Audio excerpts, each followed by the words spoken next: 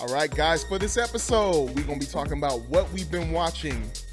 Wednesday Season 2 review, Peacemaker Season 2 Episode 3 review, and ending it with our Twinless review. Oh, yeah.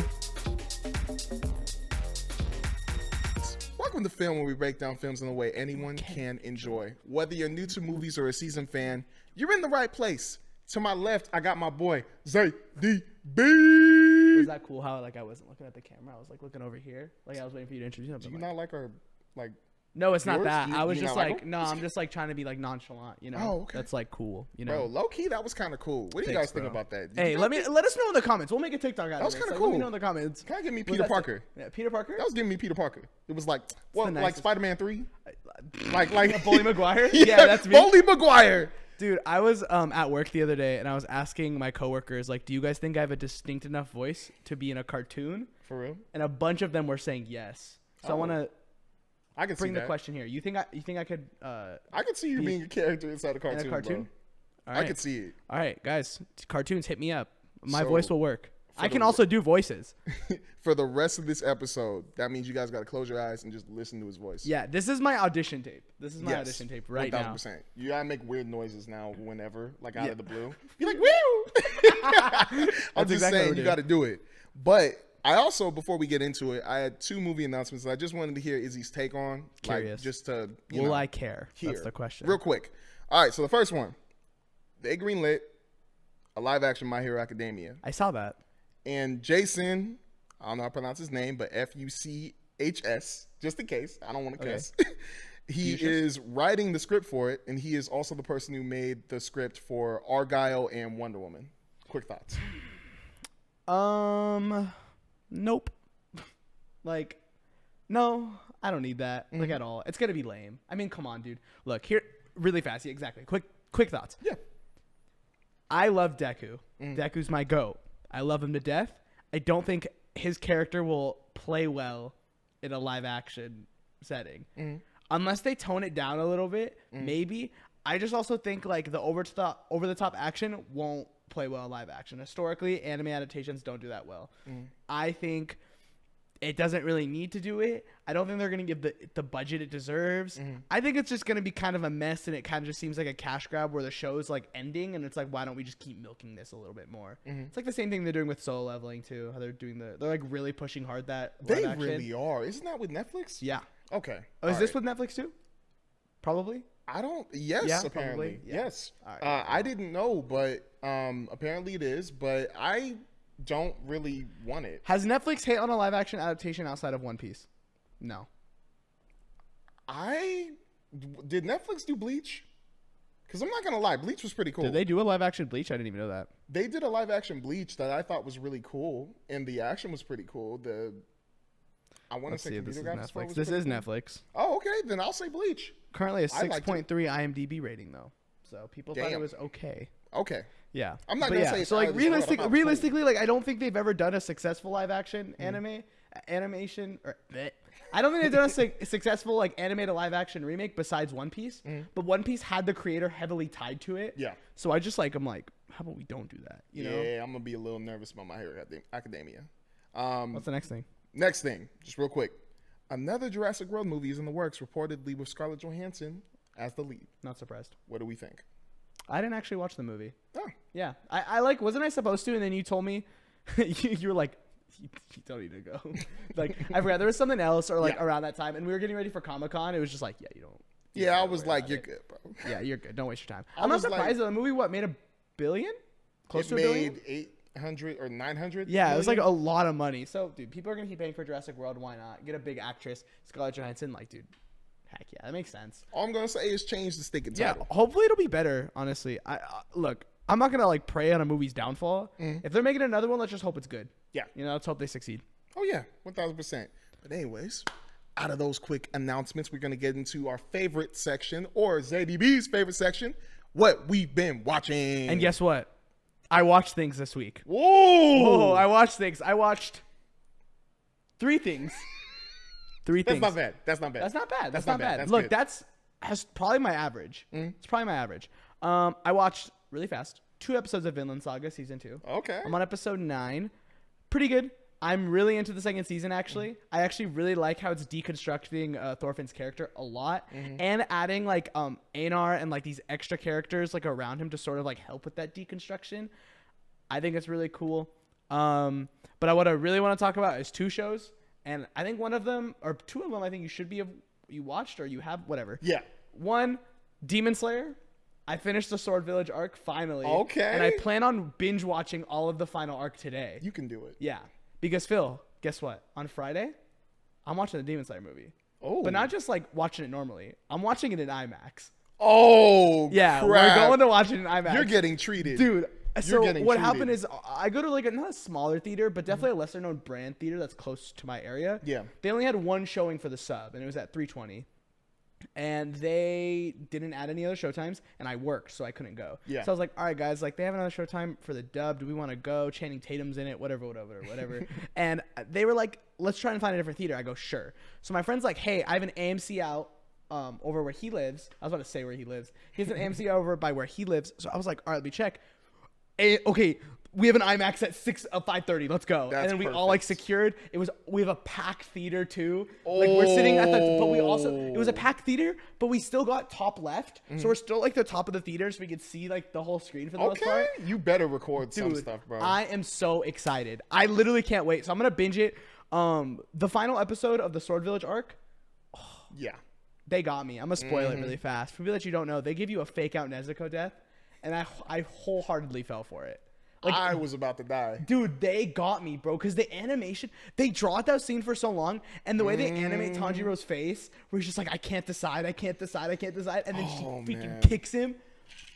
Oh my gosh, dude. Holy crap, that was so good. I love Nezuko, bro. So good, dude. You're such a good sister, bro. It was a really good arc. I don't know if I liked it more than the Entertainment District arc. They're kind of similar in terms of their pacing. Yeah. I think that story beats any story beat from the Entertainment District 100%. But I think like as a whole, probably the Entertainment District might be a little bit better. Still the best arc of that show is Mugen Train. Not even a question. The Mugen Train arc is peak.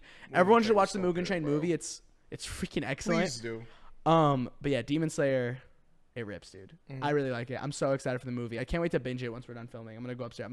3 hours. I did the math. It's like 3 hours. I'm just gonna binge it hard, and I'm gonna be locked in. So IGN posted their review. You gave it like a 6, right? They gave it a 6, and I was like, "Oh shoot!" But I don't fully trust IGN. I never do, because a lot of this stuff they've rated, I've liked or hated. Yeah. Like compared, like I've been the total opposite of what they had. So a 6 is kind of like, are they being safe or are they being? Because if they hated it, they would have given it a 4 or 5. Yeah. If they loved it, they would have given it a 7 or an 8. So 6 is like, okay. As not an avid consumer. I used to be an avid consumer of IGN. I don't actually really watch their movie or TV show people. They have a couple people in their video game departments that I trust. Mitchell Saltzman, shout out. I would love to talk to you at some point. He's an awesome guy. I like him a lot. He has a lot of really good video game takes, and their old podcast Beyond, their PlayStation podcast I love. So like I'll never crap on. I'm not one of those IGN haters. I actually love IGN. That's like how I got into video games. But their movie and TV show department, I don't really know what's going on over there. I'm not gonna lie. There's a lot of the stuff that they like rate very low, and it's like, okay, if they give something a 5, it's probably a 9. Yeah. And if they give something a 2, it's probably like a 7. If they give something like an 8 or a 9, it's probably like a 5. Exactly. You know, like it's really weird the way that, I don't know like what the process is. I think the one review I ever agreed with them was John Wick 4. The guy gave it a 10, and I was like, you're a freaking genius. That's a 10 out of 10 movie. But yeah, I don't usually agree with them on a lot of their films, so it's fine, whatever. I don't really hold it to them personally. They do a good job on video game stuff. Yeah. Though. But Demon Slayer, peak. I'm so excited. The other thing that I watched, and I want to know if you watched it. Okay. And this is going to be kind of I'm not fully ready to review it because I'm not done. Okay. I'm like halfway. I'm over halfway. The Paper. No, I did not get to it. Okay. That's my fault, everybody. It's okay. No, because I saw it wasn't on the list, so I was like, okay, we're not going to watch it. That worked out because I didn't finish it. I have 2 reasons why I didn't finish it, but first I'm going to give a quick halfy review of The Paper. Let me just say from the jump. It is incredibly ballsy that in their intro, they have the logo on a trash can. Because if this show was awful, holy crap, that would be the joke. But I can happily report to you that it's pretty good. Okay. It's pretty good. You know, not as strong. I'm not like, this is the next Office. But also, I think if you ever expected that, you were wrong in assuming that. Like, sure, it's the same creator or like co-creator, whatever, Greg Daniels. It wasn't going to be The Office. Like, realistically, I never watched the show expecting that. I went into it saying, oh, okay, it's just going to be another sitcom with a new cast, and I'm excited for the mockumentary style. I like that style so much, I'm ready for it. And for the most part, the show's funny. It has some good, like, good chops. Yeah. But I don't think the premises or, like, the plots of the episodes are super strong. Like, they don't have a Diversity Day episode where it's, like, that funny, like, where the plot is just insane. They have a couple good, like, one-liners or, like, oh, that was pretty funny. You know, like, that was a good joke, whatever. But I don't think the show has hit its, like, peak, like, episode plot-wise, you know? But also, it's important that I lay this out. People, I've heard people say it's garbage. I've heard people say that it's not good. Let's not forget, the first season for sitcoms usually aren't the best season. Most people watch New Girl. First season of New Girl, not that good. Hot take, first season of New Girl is not that good. Parks and Rec, first season, not that good. And I love Parks and Rec. I might like Parks and Rec more than The Office. Ooh. I don't think the first season's better. I don't think the first season's good. The first season, like, a lot of the characters are annoying. Yeah. So, like, to come off the jump of this show and be like, yo, like, that first season's awful. One, an overstatement. I would probably, right now, I'm landing on it's fine. It's okay. Like, I'm interested, but I'm not saying it's great. I'm more curious to see what they do in a season 2. Because I think if a season 2 doesn't land, then I'm like, all right, yeah, we probably don't have something here. Like, that sucks. But if a season 2 can just, like, add more to this and elevate this to another level, then I think we have another sitcom, dude. Like, we have something else. Gotcha. Because I just think these shows need to grow. Sitcoms work because of growth. They don't work because it's, like, strongest first season ever, you know? Because it's about characters. These shows aren't about, like big, wide, like, plots. It's about, like, characters growing and changing. And, like, you don't see change in 10 episodes. You see change in 30 or even, like, 20, you know? Like, you'll see change throughout the show. So I think you should have to give this show a little bit more time. I appreciate the episodes are 30 minutes long and it's 10 episodes each. I actually really like I don't feel the runtime. But Peacock, fix your stuff, bro, because I can't watch the show because your website keeps breaking on me. Let me explain. I don't pay for ads. Want to know why? Because Peacock is like $15-$16 with ads. Yes. Or without ads. That's insane. That's criminal, bro. What do you guys have? Friends? Okay. Like, gosh, the ego on them. They got Bel Air. Oh, yeah. Okay. Dude, look, the ego on them. It's awful.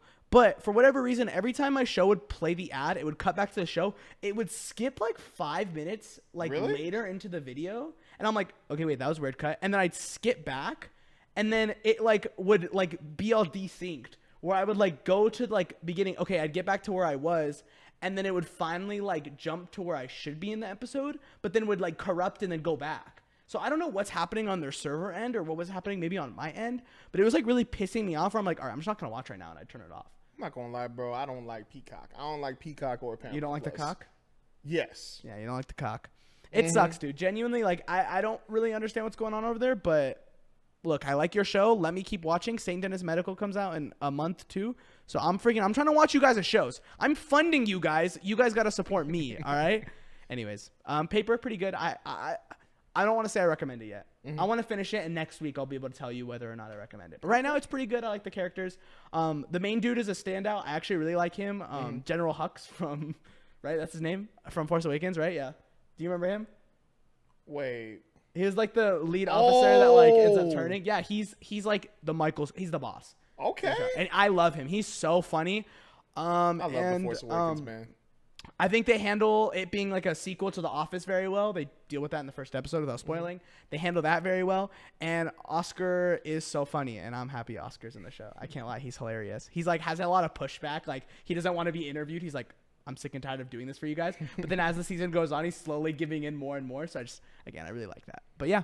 I will watch it. You watch it? I won't recommend it yet. Next week, I'll give you guys a recommendation. Right now, I'd say it's fine. It's fine. It's a fine show. But yeah. Phil, what have you been watching? Sorry, I took the spotlight. No, you good, bro. You good. I've still been in my anime zone, so I got a lot of animes. But to get the one anime show out of the way, I've been watching this. I watched it just to put it on. It's not like crazy, but I watched My Life with the Walter Boys season 2. I've never heard of that. I'm not done with it. It's a show about this girl who loses her parents, and she's from the city, so then she moves to the country with a family who was very close with her mother. And it's kind of nice to watch, but it kind of isn't.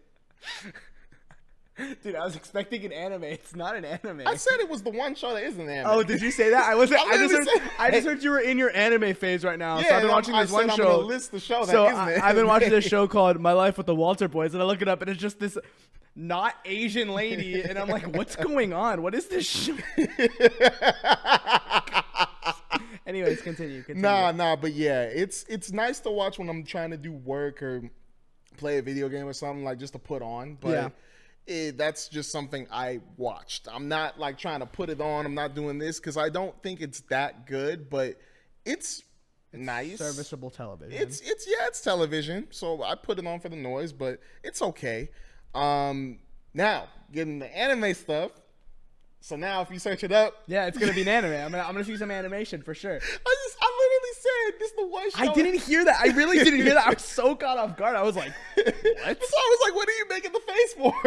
I was like, what's wrong? Have you seen it before? Did you see a meme about it? No. Is there something I don't know? Nah, but first show. This is from Netflix. It's called The Fragrant Flower Blooms with Dignity. And it's pretty nice. Sounds like an anime title. I actually did not know what the title of it was. I just saw a trailer for it, and I was like, oh, this seems like it'll be pretty nice. So basically, the show is about this boy. He goes to an all-boys school, and he is this guy who everybody is scared of because he has a serious face all the time. He's like a dude who everybody's intimidated by. And across this school, this all-boys school that's like a public school, there's a girls' private school right next to it. And these girls are like super elegant, real rich, real like, like, I forgot, preppy. And so the girls these guys are like super nice. They seem like they're mean, but they're super nice. And these girls see them as like hoodlums. They see them as like terrible people, even though they really aren't. So the guy who is like has the serious face, the most scariest boy in the school, he works at his mom's cake shop just to like help her out. And he runs into one of these girls over at the shop. And it turns out to be a really nice moment where the girl isn't like the rest of the girls at the school. And she sees him for the nice guy that he is instead of this serious, brooding, like, looks like he's going to kill somebody type of dude. So there's only 2 episodes out of it right now. But so far the way it's going, I really like it. Because it's like, don't judge a book by its cover. It's not all out? Not yet. It's slowly coming out. There's 10 episodes? I think so, yeah, but it's only on episode 2 right now. But it's pretty nice to watch. Oh, wait, what? Okay, so the episodes are like, because I see they're listed on IMDb. They're already rated. Oh, yeah. But, like, it's not out? No. Oh, I see. Okay, that's kind of confusing. Maybe it's out on Crunchyroll? No, I think, that's probably, I don't know what it is. That's kind of weird. It's slow on Netflix. That's all I know. But if it's out fully on that's pretty cool. I might check it out. Check it out. But I like it. That's pretty sick. Another show I've been watching. I'm just gonna get these 3 out of the way because I've been watching these. Dan the Dan season 2, Kaiju number 8, and Gachi Akuda. I'm 1 episode behind on Kaiju number 8. I watched the most recent episode of Dandadan, and I plan on watching Gachi Akuda once I catch up on some shows. Okay. Yeah. Gachi Akuda is a weird one to me. I understand why there is a fandom for it. I'm just not fully sold on it, and I'm on episode 9. I don't think it's because like there's anything lame about it. It's just that it's really slow. Like it's really slow. It's giving you like the background of where this world is, what it is, who these characters are, and I feel like that's mainly going for the heart more than like, oh, let's throw all this action scenes at you, blood, death. Like it's very personal. I want to say that it gets very personal, and I respect it. I do. Like you really learn about all these characters super quick, but it's just not fully hitting with me yet. Maybe something else is going to happen that's like, oh, whoa, that's crazy, but I'm just not there yet. With Kaiju number 8 and Dan, I mean, now I understand what you mean when you talk about you like Dan more than Kaiju number 8. I really like Dan. Dan's insane. So funny. You watched the most recent episode? Yes. So funny. The guy, what's his name? Crap. I forgot his name too, but you're talking about the new character, correct? The new character that the voice of Eren Yeager's voicing. He's low-key funny. I couldn't, bro. That was such a good episode. Why can he only talk nasty? He can talk spicy. I want to learn spicy talk. When he looks at the girls and he's just like, what does he say? He's like, penis. Do you want to get your butt kicked? It was so good, dude. Yeah, I love Danzan. I haven't. I'm an episode behind on Kaiju number 8. Plan on watching once just this Saturday when I get both episodes. I'll just watch both. But yeah, I'm glad you're liking it. Kaiju number 8's cool. Like right now, I don't like it more than season 1 right now. Yeah, if that makes sense. Like season 2 is good. I think it started off super strong, and now it's like kind of like dwindling a little bit. Yeah, but I don't know if it's because of the pacing or if it's because like the action isn't like as hard as it was in the first one, or maybe it's because we got the secret out the way because the anticipation was hide the fact that you're a kaiju. And now that we know that he's a kaiju, it isn't like we're not seeing what we expected. We're not seeing all these like crazy team ups, crazy fights. Like we're seeing more of like everyone else getting stronger. I feel like a lot of setup right now. Yeah, feels like a lot of setup. Yeah, almost like Invincible season 2. Yeah. I agree. Yeah, I'm curious, but yeah, cool. Last show I want to bring up, which I actually low-key want to put you onto. Okay, my phone's ready. This is an anime. My phone is ready. It's called 2B Hero X. Okay, it's on my list. Oh, it is? Yeah, it is. I started it 2 days ago. It's piquing my interest like a lot. Okay, I'm close to where it's like I want to recommend it to the world. I want to recommend it to you only because I know like, you know, we talk anime. It's been on my radar. level. Trust me. Yeah, I've been meaning to watch it. It is very interesting.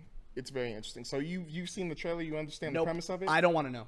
Okay. Actually. But you can explain it. That's fine. I just meant like I don't want to watch the trailer or anything. Like I want to like kind of just go in and be like, all right. The thing that I like about it is this. So basically, it's about this, I don't want to say kid, this young adult who's in a company that markets superheroes. And out of the blue, something happens to the most famous superhero there. He ends up having to live up to that superhero. He becomes that superhero pretty much. So then for the rest of these episodes, you're meeting all these other superheroes, and it's more of like you're always asking this question, do I really want to be a hero? And I like it because you're learning from these different heroes, like how they became a hero, what they've gone through, what they're going through currently, and how they are now. And they're always deciding, do I still want to do this? So it's kind of like the Invincible perspective. In a way, yeah. Nice. In a way it is, but I feel like, well, you know what? Actually, yeah, it almost is. Just not as violent as Invincible and everything. But I just like how we're learning about him, but we're also learning from these other superheroes what it means to be a superhero and all the pressure that's in it, all the tasks that's in it, and how hard it is on your own body. But I really, really like it so far. Yeah, that's pretty sick. There's a lot of anime on my list right now that like are coming out. That Lord of Mysteries, Gacha Yakuda's on my list. I have a lot of other stuff I just want to catch up on. I'm gonna binge Demon Slayer. I'm gonna get through Vinland Saga, and I'm just gonna start rolling, dude. That's my plan. Like I really want to commit to anime because there's a lot of anime I want to catch up on. But yeah, nice, dude. Anything else you have? That completes my list. I am done with my what we've been watching section. Then I want to hear how you were feeling about today. Want to know why? Because today's Wednesday. Phil, you finished Wednesday season 2. Yep. Here's my just top of the level. I'm not gonna ever watch it. There's nothing you could say that'll convince me to watch it. Sorry. Not a lot of buzz, I think, for season 2. Yeah. Definitely been conversation, but I nowhere near to the same degree as season 1. Not even close, I don't think. Yeah. So I want to know, Phil, Wednesday season 2. Score out of 10. Was it better than season 1? Should more people be talking about this? Tell the people. Don't tell me. Tell the people. No, I got you. Let them know. Score. Well, first off, it was not better than season 1. It wasn't. I'm going to be for real. But it wasn't bad. It wasn't bad. I think that the thing that kills it is there was a huge mystery and introduction that goes into season 1 that had us all curious of where this place is, Nevermore, who Wednesday is in this show, Jenna Ortega, and how open or how big this world can get.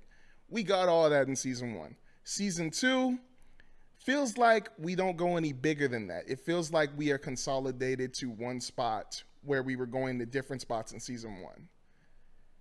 I feel like it was smaller, but I still had some fun with this. So my score for this in total was, I'm going to give it a 7 out of 10. I'm going to give it a 7 out of 10. The first season I gave a 9 out of 10 because I really enjoyed it, but 7 out of 10 for season 2. Season 2 had its fun moments. There was one episode where they had a Freaky Friday moment, and I loved it. That's the only thing I've seen, actually. That was unbelievably funny. But other than that, I don't feel like there was a mystery I could really tag on to. Like, I was talking with Tyler in the car about this earlier. The first part of season 2, the first 4 episodes, there was a mystery that started out the show. And it was like, okay, it's interesting. We're going to learn who's in the hood. Maybe later. It's probably going to be a big reveal. Doesn't end up being that way. It's revealed to you in part 1. And it's like, okay, like that was a shock. But it's not like, it's more like, okay. Then the season takes a pause. And now you're wondering where the heck everything else is going to go in season 2. In the part 2 of season 2. Part 2 of season 2 comes, and it is very interesting. There are a lot of reveals where it's like, whoa, okay, this character is related to that character, and now what are they gonna do? And then now there's more secrets coming out, and I'm thinking they're all gonna unravel, but really those secrets just come, and now they're getting you ready for season 3. And I feel like that was the thing that kind of ruined it for me, because it's like, season 1 was all around really good because you get the secret answered for you at the very end, and it's a shocker to everybody. Because the shocker in season 2 is who the monster is, who was killing everybody. In season 2, it's just more secrets that don't really have that anticipation. So instead of adding one big, like, overarching secret, it's kind of like just a mix of a bunch of little things that, like, get solved way too quickly, and you're just like, oh, okay. Like yes and no, because some of those secrets they didn't solve are going into season 3, but they're not secrets that I'm like dying to know. They're more like that'll be interesting to kind of find out. Mm-hmm. But that was kind of my gripe with it. I don't feel like the secrets and the anticipation was as big as season 1. Yeah, but I still enjoy it, and I'm still going to be excited to watch season 3 because I really am like curious to see how they can return back to that level of season 1, because you have to. I mean, I know it's going to be famous enough, but just like you said, the buzz wasn't that crazy for season 2. And I remember season 1, everybody was talking about it. Yeah. Everybody was going crazy for the dance. A church did a stinking Wednesday, like, themed church service, and everybody, like, you know, mixed feelings on it. But that's how crazy the show was going. Like, everybody loved it. So season 2, I'm not fully bought in on, but it was still decent, if that makes sense. So I'm looking at IMDb scores. Yeah. Weirdly enough, the scores are actually higher than season 1. Oh. Yeah, which is kind of interesting. Wow. Yeah, I'm really curious. So, leave it to you guys. Did you guys think season 2 of Wednesday was better? Because, like, look, I think it's interesting that I think people weren't talking about it to the same degree, but the scores are telling me that season 2 is better. So, like, what's the... Why is it not hitting the same way? Could it be because of Netflix's new release order where things aren't all coming out at once and instead they're releasing 4 and 4, right? That's what they did for this, right? They did 4 and then... Yeah, 4 and 4. Or is it just because, like, that was just, like, a fad and it kind of died out? Sort of like Squid Games, and I feel like people, to a lesser degree, I think each season of Squid Games had less and less people care. But, like, what do you guys think? Like, what do you think? Like, do you think it's the release order problem? Do you think it's just, like, why do you think people aren't watching Wednesday? One thing that really fast. This is the assumption that, like, people aren't. Do we have numbers? I don't know if we even actually have numbers. I imagine it's number 1 on Netflix, but, like, that could be dependent on multiple factors. Like, oh, there's nothing out on Netflix right now. Oh, there's, like, this, that, whatever, you know? So with this, like, the user scores being a lot lower than Wednesday, being 4,000 here, and then, like, on their most popular episode for season 1, it's at 11,000. Like, that's 7,000 less. Yeah, I did the math right. 7,000 less. Like, what's the difference there? Like, do you think it's the same? I don't think it's like a whole release schedule thing or anything. I think maybe it's also because they did get, like, more personal with it. Like, they did have more moments where Wednesday and Eden are having more moments of actually trying to get to know each other and why Wednesday's this way, why Eden is that way. And maybe that whole thing of them learning more about each other drove the audience to love them more. Maybe. That could be it. I'm still at a 7 out of 10, but if they, like, there were some personal moments, so maybe the audience just loved that more. Now, could it be, though, the, like, it's not talked about as much in terms of like there is probably the same amount of people watching it because of how long it took them to release it. Because this is 3 years. This show came out, the first season came out in 2022. This season came out in 2025. Yeah. Do you think that them taking so long to release the second season could have been why you lost some people? Yeah. Probably. I'd say so. Do you think the show needed 3 years? Like, is there a lot that's like, oh yeah, this makes sense that it took? I think actor strike needs to be taken into consideration because definitely like 2023 was like a weird time for Hollywood because the actor strike. But I mean, even still, like another 2 years, you know, like that's kind of crazy. Especially because it got renewed immediately too. Yeah. So I don't know. I feel like that's a very good question because if anything, like just like us with Invincible, like it took a long time to get season 2. And I mean, season 2 was set up. Yeah. But it was still like good to us. But even that like conversation was understood because it was clear why it was taking so long. Yeah. You know, they were switching studios. Robert Kirkman was trying to build up his own internal animation studio so they had less people.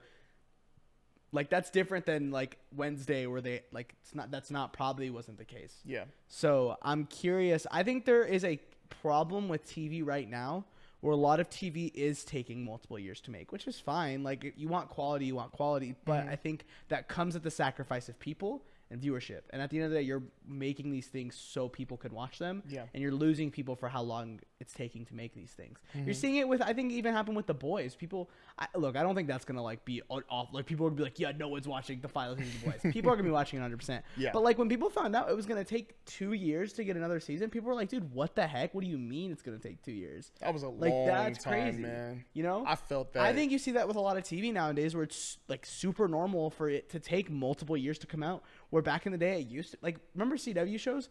Look, they don't look the best, but like they would come out yearly, and it's like, oh, okay, it's February now. My next February we'll have like another season. You know, like they'll take their break, or no, they would 24 weeks, whatever. Regardless, like they would crank those things out properly. You know, with a realistic amount of time. Who knows about like even development cycles? Maybe those development cycles were super toxic. Maybe like it was a lot of like crunch and hard work and not great work conditions. That could be a reason too. There's a big conversation in terms of like 2 year gap compared to 1 year gap compared to 5, whatever. Do you think shows should be released faster? Do you think it matters? Do you think like? To me, I'm always going to be on the side of just give us the best quality show you can, give us the best quality movie you can, because you never know. Like Avatar, that's an example. I know nobody's gonna live up to that perfection or like that level of like getting the money whenever you want, wherever you want, but the quality of it is better now.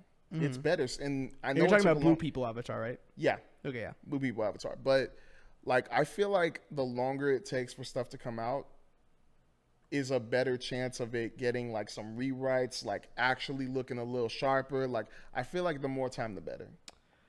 Now to counter this with the other Avatar people, the first 3 seasons of Avatar: The Last Airbender, or the only 3 seasons of Avatar: The Last Airbender, all came out within a year span of each other. That having a fine development cycle and it being objectively one of the greatest shows, like I think it's like one of the highest rated shows on IMDb. It's like a 99. Yeah, 9.3 on IMDb, one of the highest rated shows, like ever. So does time matter or does people matter? Like, because sometimes it may not be a time thing. It could maybe just be when you have a focused group of people that like know exactly what they want. They're able to crank things out that are quality within a strong period of time. So like, do you think it kind of depends still? Because even still, like if a show's saying like, oh, we need 3 years, but like other people are making that exact same amount of quality in a year, what's the give and take there, you know? I don't know. What could be the... It depends. I think it just depends because I still feel like fans, whether they love season 1 or not, like, or if they love season 1, they're still going to be there when season 2 is much better. But like, I think it just fully depends on the quality of the project. I think that's going to be the most important thing. Because even if a fan goes, season 1 was so good, I can't wait. And then, you know, you get this timeline, then it runs out, and then it gets delayed, and that person falls off. then you have the fans who are there for the first release of the first episode of season 2 going like, oh, you got to watch it. It's actually really good. It's worth the wait. And then you got those fans coming back. Yeah. So I feel like it just matters on the quality mainly. Mm-hmm. I agree with you wholeheartedly. I think the only problem with time is building anticipation. Yeah. The longer you take to make something, the higher expectations go. And when expectations are through the roof because you took 3-4 years, like people are not going to have realistic understandings of like what this actually is, you know? I'm not saying that's what happened Wednesday. Again, I didn't watch the show. I just think there should be a conversation to be had where like, is there a way that these shows can come out faster with the same quality? If that's not the case, then personally, I don't care. I just wanted to have the dialogue for fun. I just think it's a conversation. No, I think it's a conversation a lot of people have, and I think there's a lot of toxicity behind it. Yeah. Because like I think a lot of people will get mad at people that say like, no, I do want yearly. Like I want this to come out faster. Annually. I actually don't think that's a bad opinion. For some things, I agree. I think for like sitcoms, right? Sitcoms usually come out within like a year, like yearly. Because like they're a lot easier to film and make. If a sitcom was coming out every 3 years, I'd be like, all right, like, pump the brakes, buddy. Like, this shouldn't be taking that long, you know? Yeah. But, like, I think, obviously movies like Avatar, wholeheartedly, that makes so much sense. Like, it's going to take freaking years, big time. But I just think it's interesting to think about, like, where's the balance? Where's the give and take? What can we, like, do? I think that also brings in the conversation that people, like, execs want to have with AI. Well, we'll get these things out faster if we use AI. But obviously, I don't think anyone wants that. Like, there's the problem is people want quantity without the sacrifice of quality, and that's usually not realistic. Yeah. Where everyone's going to have their own development cycles, everyone's going to have their own process, and that just kind of takes longer, like more longer than maybe other people doing it. Some people might be able to, exactly like Avatar: The Last Airbender, might be able to get something out year, and it'd be just as good as the previous, if not greater. As opposed to like Wednesday, I can make something that's like, it's like better, maybe not. Like it kind of depends within 3 years. You know, 2 completely different shows, 2 completely different audiences. Yeah. Just an example of something that's like I would love to know how the dev cycle works comparative to like other projects. But just like you, I'm not going to get mad at people who are like, I want it faster because it does make sense. Like me, I've just seen so much stuff where it's kind of like, okay, well, if they got to really work on it, they can work on it. But like with other people I know who like haven't watched a lot of stuff probably, who are like, this is the only thing I like really care about and I just want to see it now. I understand. Yeah. So I'm not going to rip them for it. Like, I just have my own opinion on it. I don't mind waiting. Yeah. That's just the big thing. Neither do I. Speaking of a show that took a while to come out, I think it's time that we talk about my favorite show that's on right now. Something that has given my life so much joy lately. Phil, Peacemaker Season 2, Episode 3 just came out. Top level thoughts. What are we thinking, Phil? How did you feel about Episode 3? I really liked Episode 3. I'm just like iffy on the pacing of the shows right now. Just a little bit. I'm getting a small, slow vibe. Just a small, slow. It's not big, but it's slow. Where I'm like, so I kind of wanted this episode to be Episode 2, if that makes sense. I understand why we got Episode 2 the way we did, and that this was Episode 3. But I kind of wish this was just Episode 2. Kind of wish. But it was very cool to see him finally in that universe. Finally just go down, take a little ride, have a little fun time on his motorbike. Cycle, bro. And then hear that kid, I love you, Peacemaker, I love you. That's a little And he starts crying, and I was like, oh, wait. For a second, I was thinking it's mind control. Like, everybody just loves them because they took over and was just like, like, we just made everybody love us. And then secretly, almost like WandaVision, something like that. But then you see that it's not really like that. So I'm still curious. Yeah. I'm still curious on what the heck is going on. Because something is off about it. I have a theory, but I stole it. And a lot of people are talking about it. I'm assuming you've heard it too. But we won't talk about it yet. I want to talk about our reviews. I don't think I actually heard about it. Okay, then I'll explain it to you. Yeah. In a second. But so. I like the episode. Nice. I'm going to give it an 8 out of 10. Okay. 8 out of 10. I really liked it, though. Yeah. I'm a high 8 out of 10. I actually don't I don't agree with you on the pacing. I actually don't think it's that slow. I'm kind of with this whole like they're building a mystery here. Like there's something that's weird going on and it's super obvious to us, but obviously to Peacemaker it's like sickest dimension ever. You know, he's like right on his peace cycle. I actually love it. I think it's so interesting. I think every interaction he's gotten with his brother has made me love John Cena as an actor even more, because John Cena is absolutely killing it right now with his like with the balance of humor and drama and then his action scenes. This man just I'm glazing, bro. I'm glazing. I love John Cena so much. I love John Cena so much. He is killing it. He is like 100% killing it. I found out today that Dave Bautista was supposed to play Peacemaker originally. Oh, wait, really? Yeah, James Gunn offered him the role originally. That would have been really interesting, though. But I love John Cena as Peacemaker. I'm so happy they went with John Cena because I freaking love him. John Cena is shining in this role. Episode 3 is just a further testament to like how much I love the show because how like unafraid it is to be weird and super unserious. The entire conversation about Eagly when he's on the phone, he's like, "You didn't bird blindness." Yeah, you didn't tell me about a meta duck. He's not it's an eagle, and he's like, "Bird blindness." So funny. It's such a James Gunn joke, I feel like. It's just so stupid. Yeah. But like for some reason I could buy into it where I'm like, oh no, that's so funny. This is in the second episode when he's talking about like, okay, what about a hummingbird? And he's like, yeah, you mean the little birds that fly super fast and do whatever? Yeah, I know that because I read it in a book, man. Oh, to me, they look the same. It's hilarious. The show is so funny, and that was proven when he's in the dimension, the kid's crying, and he's like, it's a little much. And he like keeps driving away. So good, dude. But I'm at an 8.2. I think I said that already. I'm at a high 8 though. This episode I was like, is it a 9? Is it a 9? I'm not gonna say it yet. I'm gonna hold out because I think this episode's gonna be greater. I just think the show is so strong, and I'm so curious of the direction of where it's gonna go, and I like that I don't know where it's going yet. Exactly. But I have a theory. That's one thing keeping me in the loop. My bad. I have a theory, and this I stole. Everyone's talking about this. I think this is a very comic book oriented conversation. Everyone is talking about this, and people think they figured out what universe he's in. You haven't heard anything. No. Can I tell you? I heard one small thing from Tyler, but okay, you know. It might be the same thing. Can I tell you?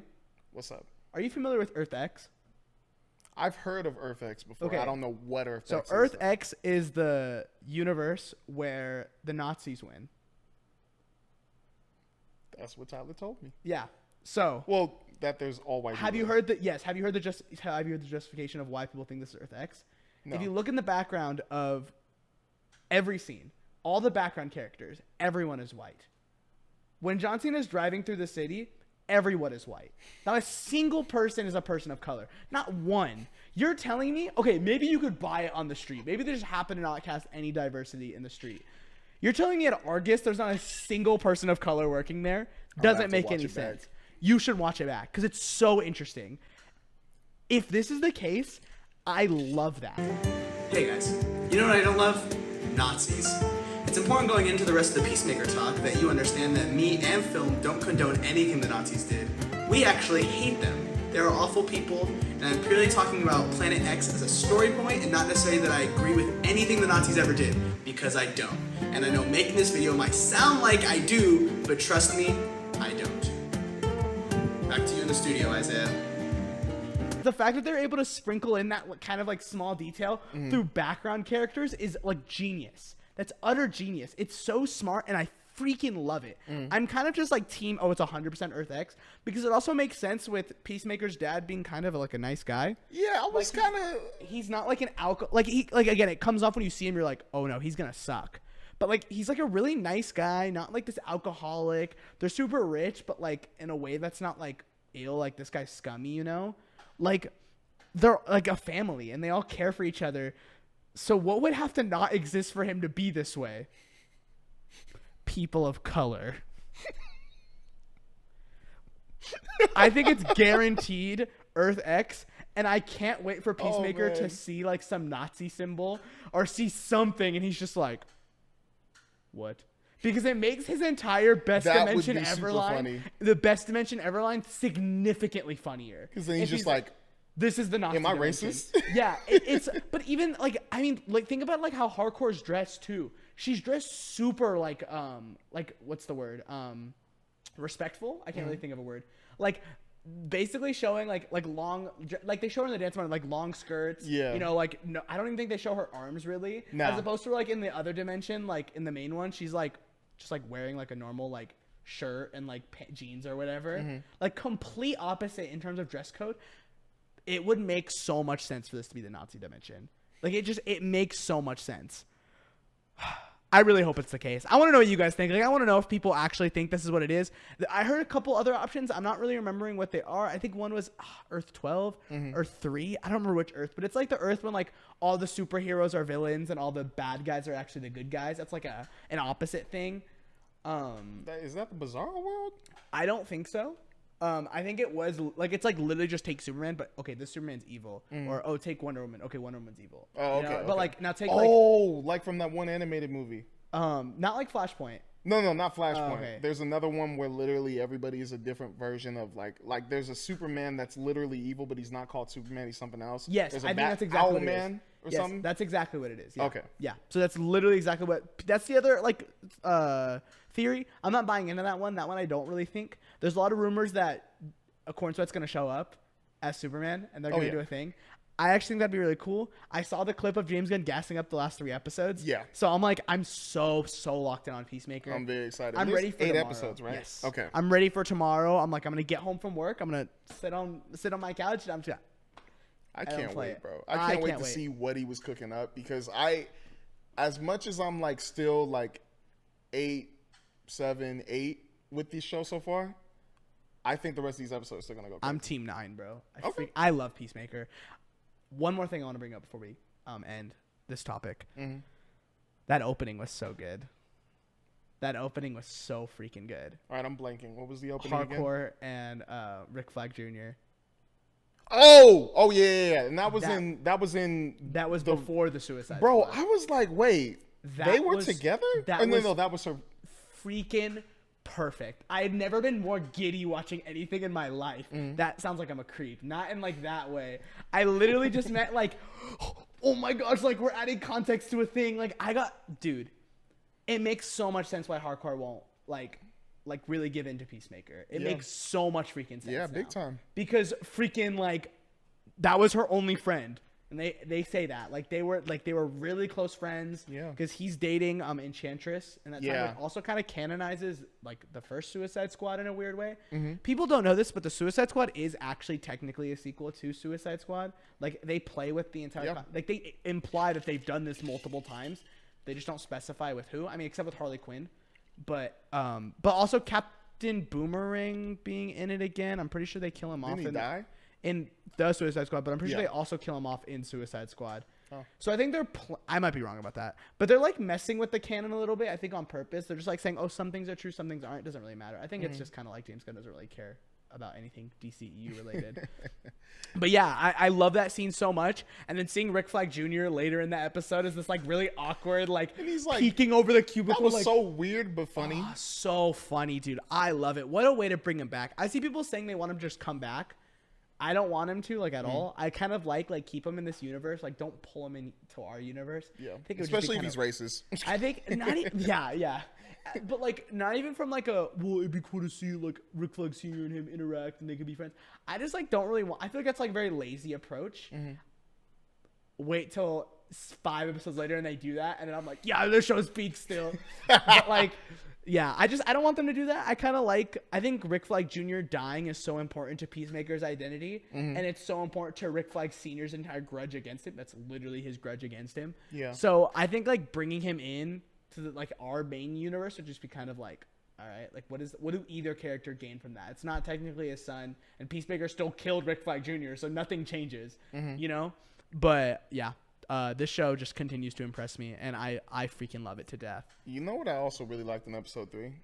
That talk between Peacemaker and Harcourt at the park bench. Like how how she's laying out like her expectations, but also like how she's replaying how Peacemaker was in season 1. Like she's like, you were very like cocky, you weren't like you were interested in just hooking up. You weren't ready for a commitment. And he's really just sitting there listening, like being not as like, you know, like he's telling her, no, yeah, I'm really different. And you can feel that he's actually a different person. Mm-hmm. I'm like, holy crap. Like, this is a good way of showing how he's changed. Yeah, and him discovering that this version of Peacemaker was like a heavy like drug addict, and he was like he had like a lot of stuff he was dealing with too. Yeah, I imagine there's a lot of like similarities between him and then like this alt version of him. Yeah, and now stepping into like a role where he's a lot more mature now, like he's grown a lot. To see like how people viewed him like when he was like that, but in Yes. the context of him being like more mature is like really cool. Just such a great show. And It's that a fight very scene, cool change. that fight scene when he's taking all the things off and just like killing people with it, he gets the pencils and he just like jams them in his that ears. hurt me, and then he twisted it. I was like, oh, that hurt. So good, dude. That hurt, Yeah. but that was awesome. I love this show so much. It's so good. Again, I look forward to every Thursday. It's just been a great time, and I'm not gonna lie, I'm not ready for it to end. I know it's not even close. We have like 5 weeks. I'm about to left, say 4 we weeks got 5 left. episodes. But like, I don't know, dude. It's like, you ever watch something and you're like, just knowing that this is gonna end sucks. Oh yeah, Avatar: The Way of Water, The Dark Knight, Batman Begins, You know? Yeah. Avengers: Infinity War. It's hard, and I'm feeling lot. that. I'm feeling that. I usually don't Inception. feel like that. Usually, I'm pretty okay with things ending. This, it's like one of those things where I'm like, damn. You know what the other thing that Regular bugs me? show. You know what's the other thing that bugs me? So James Gunn confirmed that this leads into Man of Tomorrow. Wait, really? Yeah, he did. He said that, Oh. like, this directly leads into Man of Tomorrow. That kind of irks me in a weird way. You want to know why? Because that means there won't be another season of Peacemaker anytime between this and the next Superman movie. So Like, that what- means this is gonna be it for a Yes, while. this is gonna be until 3 years, bro. Oh dang! That's what I'm saying. Like, You know what? Okay, now I understand. like now I that understand. sucks. That sucks because, hey, I said I'm a quality over quantity guy, but this isn't like a sacrifice of quality. This is purely to fit a timeline, and I don't like that. That did irk me in a weird way because I kind of liked Peacemaker, like being separate but also like existing and like relevant in the DC universe. I thought it was cool. But if that means we do get Peacemaker in a Man of Tomorrow, like a Superman movie, I'm all in. I think Man of Tomorrow is going to heavily set up a Justice League. I think that's like going to be kind of the point. I think that's why Peacemaker will probably be in it. Like, I think this show ends with Peacemaker joining the Justice Gang. Any opinions? No, you don't think so? Yes. I think it's possible. I just wouldn't want him to do it. I want him to be better than the Justice Gang. I want him to be like, you know what? Screw you guys. I can do this by myself. They do like a repeat to the first season where they like try and get him, and he's like, "Nah, screw you guys."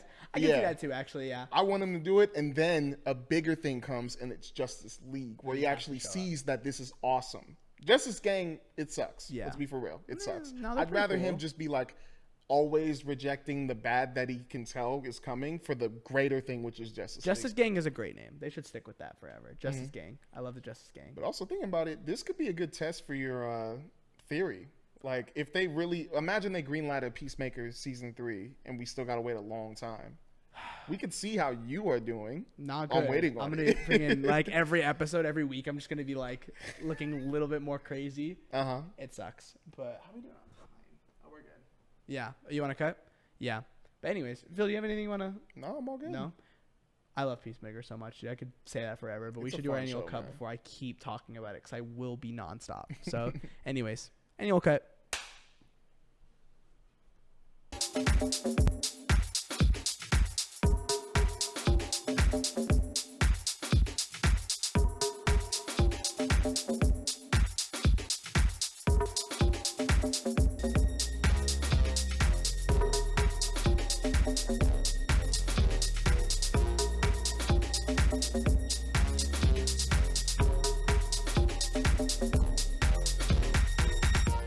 And we're back with our Twinless review. But you might have noticed something's a little different.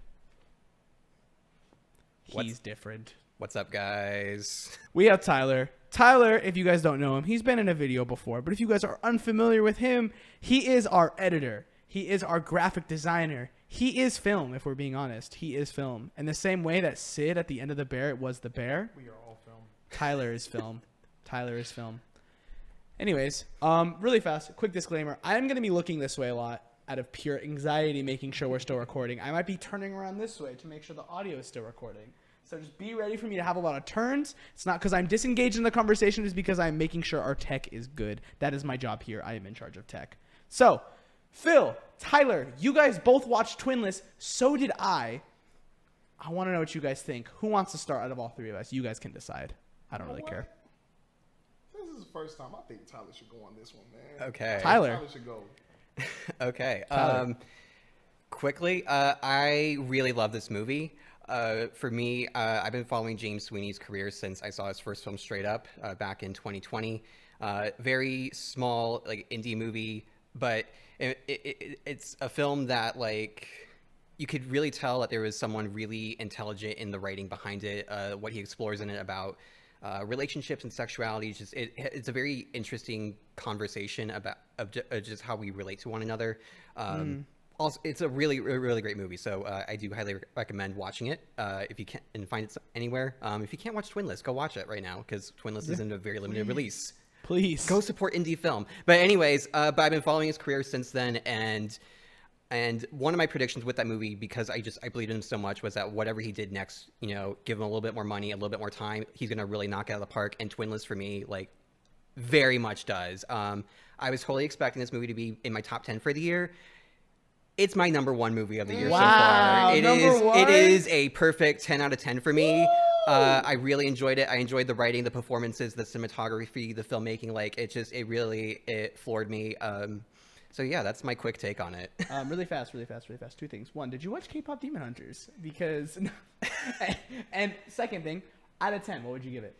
If you believe in out of 10s. K-pop Demon Hunters, I believe it's in my top 10 right now. Nice. And I think I gave it like an 8. Okay. Enjoyed it, but no, this movie though specifically, what would you give Twinless out of 10? If you are willing to give it a score. I already gave it a 10 out of 10. Yeah. Oh, did I miss that completely? Dude, I don't know what's wrong with me today.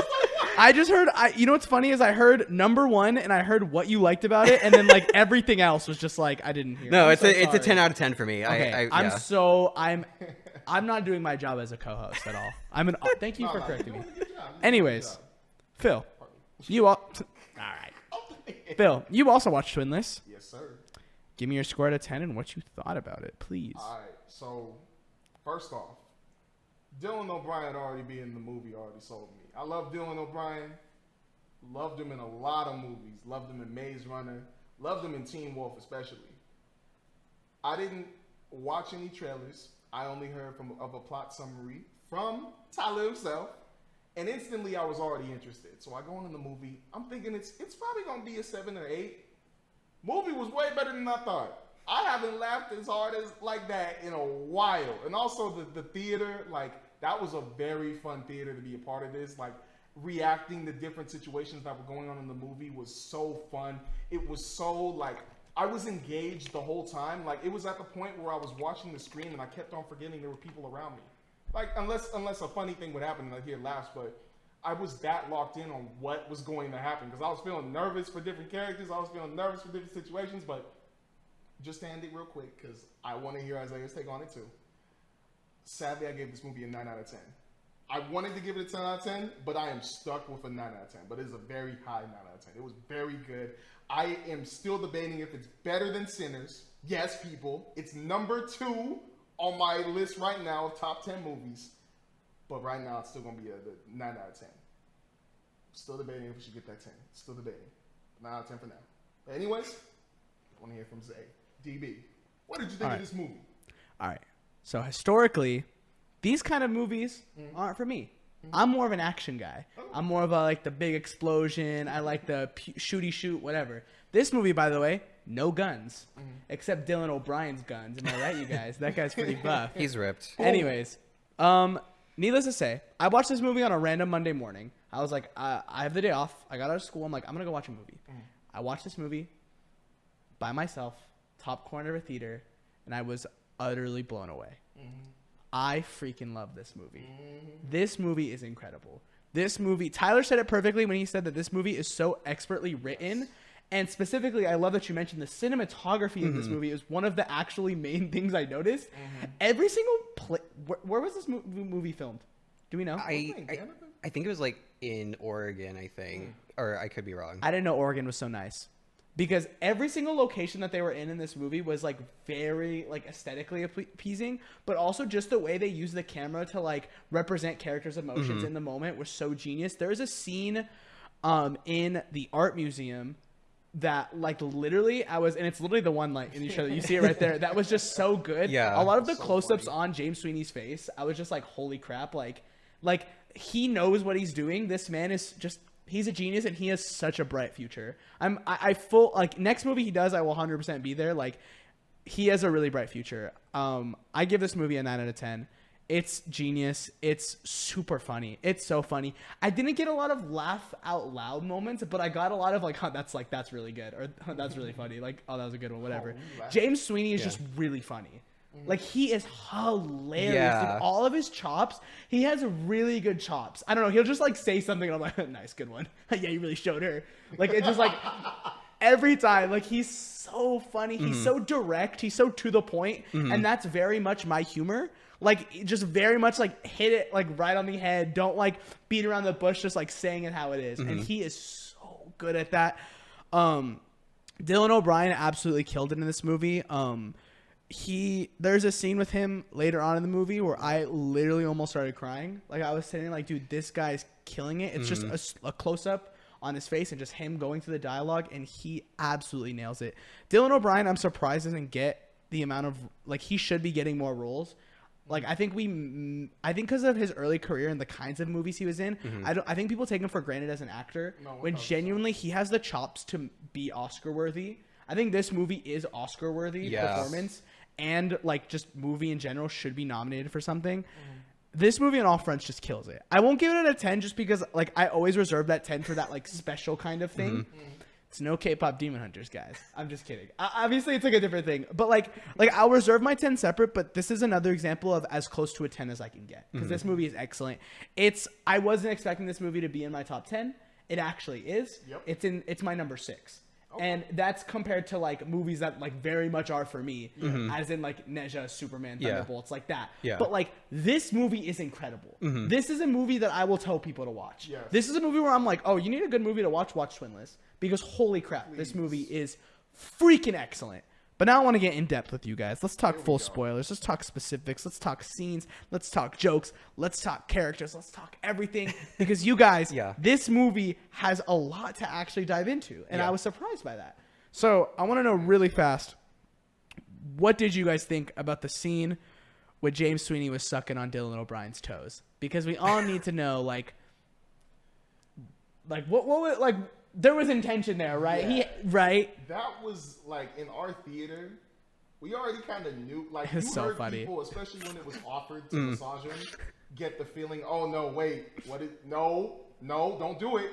But the anticipation of it, like Dylan O'Brien laying there, or my bad, Roman laying there, and Dennis giving him a foot massage, and then just hearing everybody over and over again, slowly just going like, no, don't do it. And then he starts slowly going down. Dude, they drawn that scene so long. Like, it's like he like slowly gets closer. Bro, that was the longest, like, 10, 15 seconds of my life. I was like, no, don't do it, bro. Please, don't do it. And then Roman, when he finally, like, gets his mouth on his toe, and then Roman's like, hey, what you doing? And then, like, did you learn that in like foot massage school? And then he realizes what's happening. He's like, what the? But that was such a stressful scene. Yeah. It was so stressful. I could talk more about like my thing, because I was just like the rest of the crowd. I was like, don't do it. But let's hear from Tyler real quick. Go in. Tyler, go in, please. I wasn't watching. I was like, I was too grossed out. Toes are gross, like, guys. yes. That was really gross. But what came after it with, I mean, because he was like so drunk and he was like so like, you know, thinking of Rocky in that scene and what it led to in that revelation right after. Oh man. Yeah. Oh my god. That scene was hard, dude. I'm not gonna lie. After that like initial toe sucking. Sorry, it's just so funny. That scene was funny to me. I'm not gonna lie, it was pretty funny. There was a lot of emotion going into it, but it still played off very comedic, and it was just like, man, I can't help but laugh. But the scene leading after, or it's the same scene, but what happens after that ends up being very serious, and like something that was very like in character for Rocky to react, or Roman, the way for him to react the way that he does, but still shocked me like very hard. It really did. It was very aggressive. I want to know what you guys thought. What did you guys think when he got I low-key slumped? thought when I was first watching that part that it was going to be more of like, maybe through the movie he finally learned how to control his aggression, and maybe it was just going to be, he's going to get very mad, he's going to look like he's about to punch him, but then it's going to just dissipate and he's just going to leave. But then when he started punching him and he got in and kept going, I was like, oh shit, is he going to kill him? But I pretty much understood where that was coming from, because in the whole movie he was telling us how angry he gets and how like he can't really control his anger. So it was kind of like it would work either way if it didn't happen or if it did happen, because that's kind of how we understood him. But I really did not expect that to happen. So when it did, I was like, oh, but you kind of deserve it.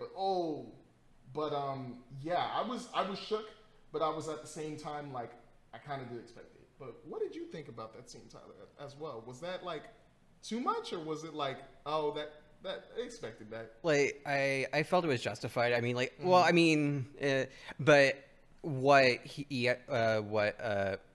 Roman had set up beforehand about how he was gonna basically just annihilate whoever killed his brother, is like it.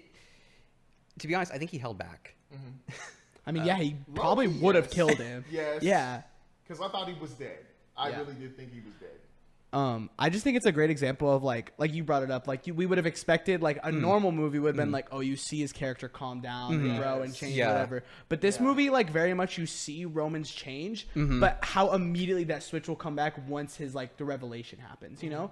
Because like people are aggressive and some people are more aggressive than others, and I don't think that necessarily goes away. It's more so like how you control it. And he was in a place where he wasn't surrounded, or his only support system, or at the time one wasn't there and the other one had just given him a massive revelation that like literally would make anyone angry, but he has a tendency to hit back. So his reaction of punch made so much sense, and it didn't feel like we lost any sort of growth or character development. It kind of felt like, oh no, like this is like, that's the wake-up call he also needs to realize, oh, he did really take it too far, you know? And that scene was just so powerful. But the scene, dude, that hotel room, man, that hotel room has a lot of scenes, because just the scene of Roman explaining to Dennis, but to the camera, everything he was going through, and like him crying and then screaming, and all of that, dude, like tugged, bro. It hurt. That was a rough scene to watch, and I think that was probably my favorite scene in the movie. Yeah. So I want to know for you guys, like, what's your favorite scene in the movie? Oh man, that is very tough, because there were a lot of really good scenes. And it can be the same as mine. I know I took the best one. Yeah, I was gonna say like I want to say that one, because I could really understand why like he was really obsessed with, not just like, because you know there were the scenes where he was trying to help Dennis like get with somebody. Yeah. It was so funny, but you're also trying to. I feel like he was also using Dennis to. Also, the accent scene is so funny. Yeah. Oh man, James Sweeney has a really good accent. That was kind of crazy. But what was the freaking English accent? Like that was so funny, so good. You talking about when the one guy who saw him? Chris Perfetti. Yes. By the way, massive. I wanted to use the word jump scare, but that's not like what I mean to say. I love Chris Perfetti in Abbott Elementary. He's my favorite character in that show. He's so funny. Seeing him, I was like, whoa, like it's him. He literally got a cameo pop out of me. I was like in the theater alone. I'm like, oh, that's him. I kept wondering if that was him. I was like, I forgot his name, but I was like, that looks like the dude from Abbott Elementary. My boy. I could have sworn that's the dude from Abbott Elementary. And then after we get in the car and they're explaining, I was like, it was the dude from Abbott Elementary. Yeah. But I really do want to say that scene. The scene of Roman telling us, well, one, giving us insight on what his last conversation with his brother was, and two, just his feelings overall. Yeah. But I also want to know what Tyler please. Your favorite scene. Tyler, please. That scene is definitely a top one. Dylan O'Brien, that was your Oscar-winning performance. Congratulations, buddy. Woo! Yeah, that's his audition tape for it. Yeah, 100%. I don't, not so much scene, but I think the Marcy, I think was his love interest in that, right? Yes. I loved the confrontation that happens later, because I think the thing, I guess this is more not so much a scene thing but a character thing. Like, I feel like that's a character that in a lot of other films like may get underwritten or may get cast in kind of a more ditzy kind of way. And one thing I really loved about her character was kind of like how like she was very extroverted and very sweet, but and also like and because of that was always like kind of the more inquisitive person. And so like the natural build of her character being the one to kind of figure out that, oh, Dennis is like lying about a lot of things. Yeah. Because you have Dylan O'Brien, who Roman, sweet guy, but like doesn't pick up on a lot of things. Like he's blind to a lot. Yeah, of like things, like remember when he's talking about like Moscow, where do they live? Moscow. Is there another Moscow? Yeah. Moscow, He doesn't pick up like Russia, Moscow. You know what I mean? So the fact was so funny. Yeah, That's so the fact like Marcy was the one who kind of like pieced everything together, and I think in a lesser film she would kind of like not be that person. I think it's a lot of props to the writing and also to the actress. Ashlyn, I believe her name is. I don't remember what last name is. Sorry, but I love that confrontation and how she played it off with James Sweeney. Yeah. I'm trying to think of what else I really loved. I mean, like the whole movie is great. I can give the Halloween scene. Yes, that was the other scene. That was literally that I was gonna bring up, really and also the scene in the art museum. Yeah, was just very visually pleasing. I think when we talk about cinematography, like that entire scene was so good because it was really good at capturing emotion while also just being very visually pleasing. Like it wasn't just eye candy. Like a lot of the scenes they're showing you were like related to what was happening in the plot. Yeah. And then just for it to end with James Sweeney's character, Dennis, right? Yeah. Like him having like that like panic attack, and he's like, "Yes, I'm having a panic attack. I'm having a panic attack." Man.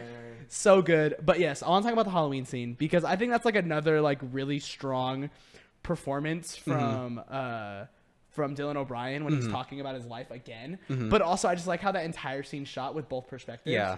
And both of them kind of split off, and it kind of represents what happens later in the movie Yeah. anyway with them splitting off. The way they split off and they're all just like having their own different like conversations, and then he ends up meeting Marcy and like them talking whatever. It was just like a really awesome scene. I want to say as a gamer, I love the video game representation of this movie.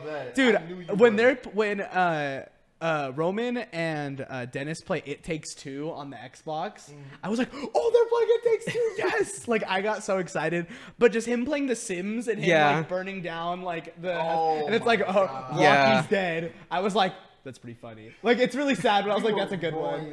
Yeah, like that was a really good, really good chop, but also just a really sad moment. And him talking about like how video games were like him and his brother, like the way they connected a lot of the times too, is just like very relatable in a lot of ways, but just the way that I connect with a lot of people. And I love that scene so much. And I think picking like not Sims 4 like a newer one, but like the old Sims was just so special. I'm like, yeah, that's pretty cool. Like good, that's good representation. That's someone who definitely grew up playing The Sims.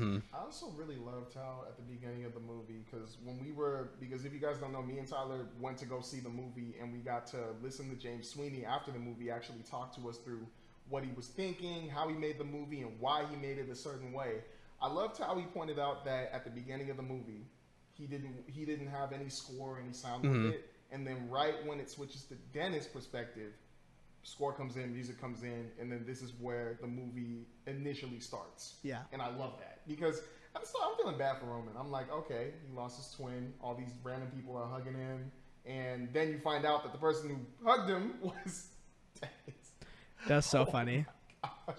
But you're going through and you just feel his sadness at the start. You feel his grief, and you get to the support group. Yeah. And it feels like it's going to be one movie, but then it just transforms into another out of nowhere. Yeah. And it's the longest, I think, in a good way. The longest, like I want to say 15 or 20 minutes into the intro, because it's showing us Roman's POV. Yeah, going over to Dennis's POV. It's unbelievable. I thought that was a very smart choice. I thought that was insanely good, and it's something that, like, my attention was already into the movie, but then when I'm seeing Dennis and we're switching from Roman's to his, and we're seeing that he knew Rocky before he knew Roman, I was like, yeah. Snap! How is this gonna play out? Did you guys figure it out before it cut to Dennis's perspective? Okay, I figured it out. Pretty quickly. It like clicked. I was like, when he points out Roman's shirt, he's like, "Is that Rocky's shirt?" I was like, "Okay, I see where this movie's going." Like, oh, I get it. Like, but it made that scene, like, nonetheless, like, so good. That switch was so good. The scene when Rocky gets hit by the car actually scared me. Oh, like it like got me. I don't know why it got me. I mean, maybe like I think that was probably the point. Like it needed to like have that shock, you know, because you're not expecting him to die there. But jeez, dude, that got me. I literally like jumped in my seat. I was like, holy crap! I didn't know I was watching a horror movie. I knew it was coming, but when it does come, it's like, oh, It's so sudden. yes. So sudden. It was so Oh my fast. gosh. But yeah, dude. The fact that it plays with you too on Dennis, like looking like he's gonna be the one who hits them. Yeah. I feel like, were you in the theater, or were you the same? You had the same reaction, and he's like, no, no, Yeah, no. yeah. And then he stops the car, and he just gets out. Rocky, F you. Yeah. Oh my gosh, that was so good. That Yeah. was so good. But the movie was just unbelievably good. Yeah. Like, I really do think it should get a Best Picture nomination. Yeah. I think it should win Best Picture. I think it should. I think would not be against it if it did. I could see it being nominated. I think the only problem with it would be recognition. Like how many people are watching this movie, which Yeah. by the way, what are y'all doing, bro? Go watch it. Let me give you my talk. All right, let me give you the talk. You know, birds and the bees, if I will. Everyone should go watch Twinless. Equipped to do that one. Everyone should go watch Twinless. Realistically, if you're sitting here listening to this podcast, then you should also be watching Twinless. If you're sitting at home and you're bored, you should probably go watch Twinless. If you're at work and you're like, you know what, there's no good movies out, you should go watch Twinless. Because this movie's incredible.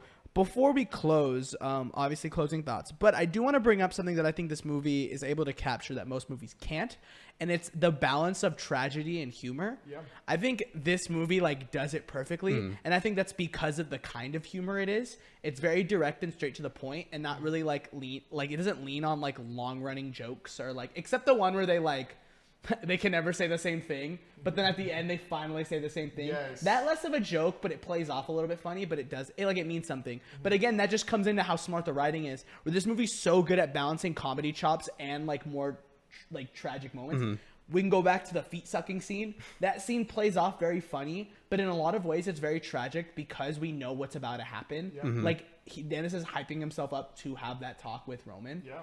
I'm trying to think of other examples. The scene when Roman's talking to what's her name? I forgot her name already. Marcy. And he's like doing the Sims voice, and then perfectly leads straight into him talking about how sad his life is, and he starts crying. Like stuff like that, dude. Like the movie. And then when her friend walks in and she's like, "Are you crying?" And she's like, "No, it's fine. Like this movie is just so smart. It's so good at balancing both those things.